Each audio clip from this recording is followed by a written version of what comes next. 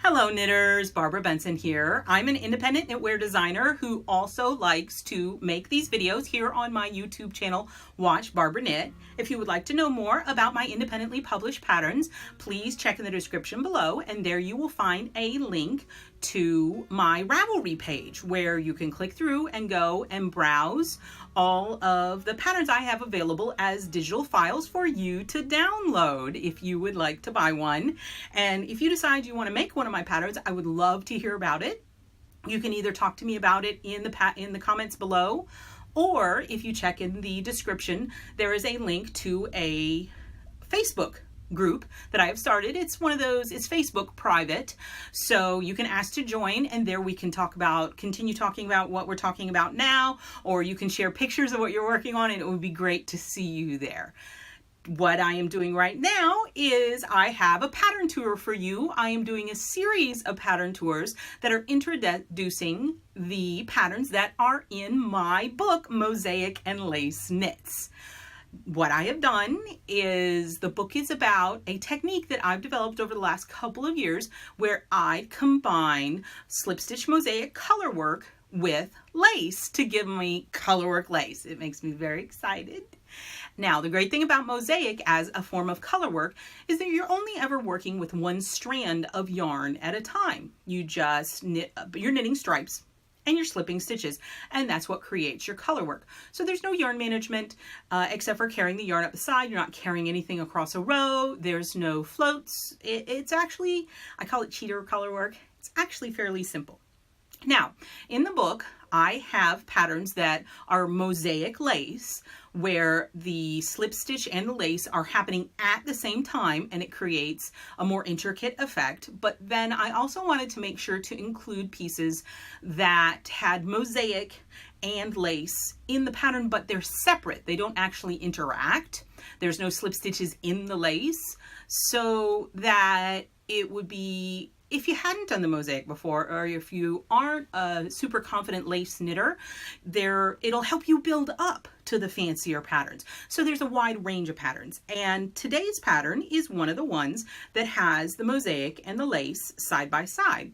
These are the Punctatus mitts, and so when you're coming up with pattern names, you go and you Google in not Google, but search in Ravelry, because you really don't want to have something that when somebody types in the name for the search, it comes up with like 100 different hits, and that gets challenging sometimes.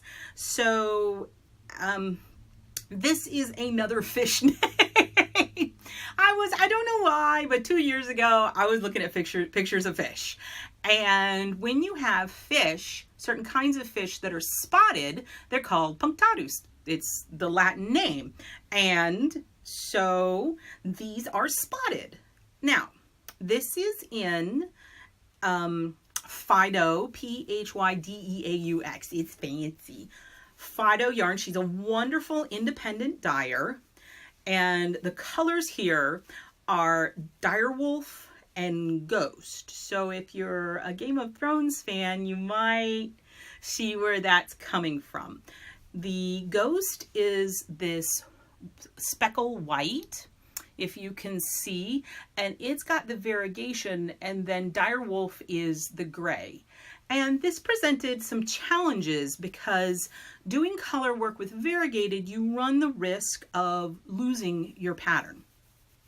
And I actually talk about this in the book, talking about how to suitably pair your yarn with your pattern as far as complexity and whether or not the yarn you pick out is going to work with the pattern you have selected. So if you've ever been iffy on that, the book will give you guidance.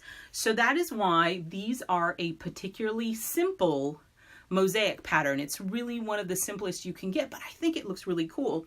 And then you have the lace that runs up the side. Now, this is a set of mitts. It's worked in the round. You start here and work up, and then you do your gusset. I've explained this, but if you've never done a gusset before, what you do is when you hit a certain point, I tell you when to do it, and you put in stitch markers, and then you increase inside the stitch markers so this panel grows larger. So you have a big circle. And then when you've reached the correct length for your thumb gusset, you then transfer those stitches to waste yarn and then jump this gap and put it together so you're back to knitting in the round at the same circumference of stitches that you were down here. And you have this on waste yarn that you go back and pick up so you can finish your thumbs up. Because everybody wants cool thumbs. These have a true left and right.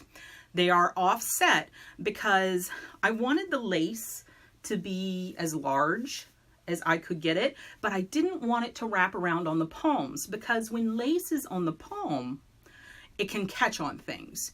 So I wanted the lace offset, but I didn't want it to come around. So we definitely have a left hand and a right hand here, and you can see how that works. And I think it came out super cool.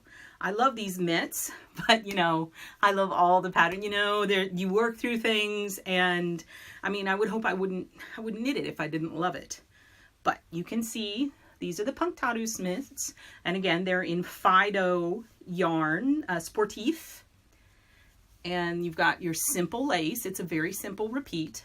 The only complexity in these is in the actual construction, but it's pretty simple, and you can actually knit them longer. If you had more yarn, you could definitely make them longer, or if you don't have as much yarn, you don't really have to do the full gauntlet if you're not a gauntlet person. So these are the Punctatus mitts. They are in my book, Mosaic and Lace. I encourage you to check in the description below. The book comes out on March 31st. And if it's past that date, then you can already go out and get it.